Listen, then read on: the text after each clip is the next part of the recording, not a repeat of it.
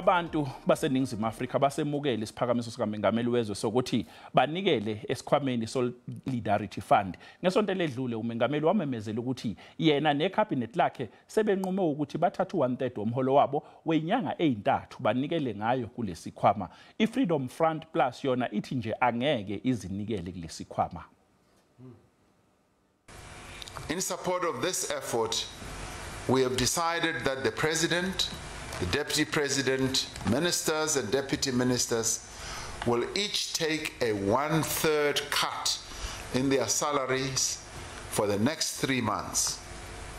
This portion of their salaries will be donated to the Solidarity Fund.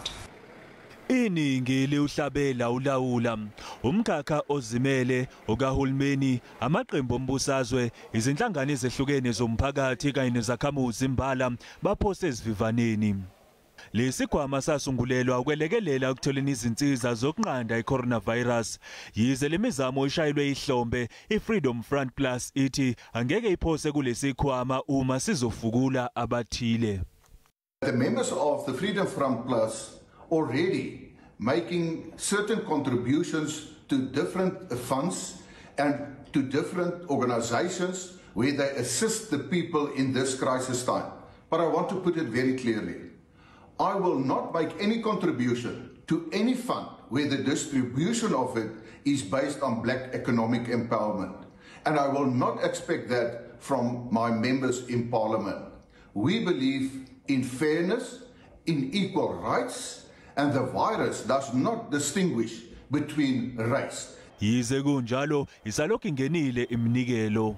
This exemplary act pronounced by President Ramaphosa is one that must assure the people of South Africa that our entire executive, including the President, both in their actions and in deeds, are willing to fight the spread of the coronavirus pandemic. The Democratic Alliance Federal Executive Committee has resolved to make a financial contribution of 1.5 million rands to the Solidarity Fund. All economic freedom fighters, public representatives, inclusive of members of parliament, members of provincial legislatures and councillors, will contribute 1/3 of our monthly salaries to the COVID-19 Solidarity Fund. The IFP, through its president, President Thabisa, and the NEC collectively decided that as a party we should contribute a sum of R500,000 rand. I-Forum of South Africa's Directors General nayo isinikele.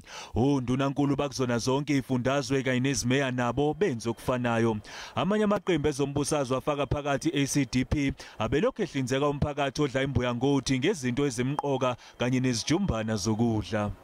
During this time of the lockdown, the ATM has embarked on a number of community outreach initiatives to help the poorest of the poor in our society. The Congress of the People are very much pleased with what we see happening around the country, what our councillors are doing to help the poor people by helping them with food parcels, with sanitary packs, with having drinking water.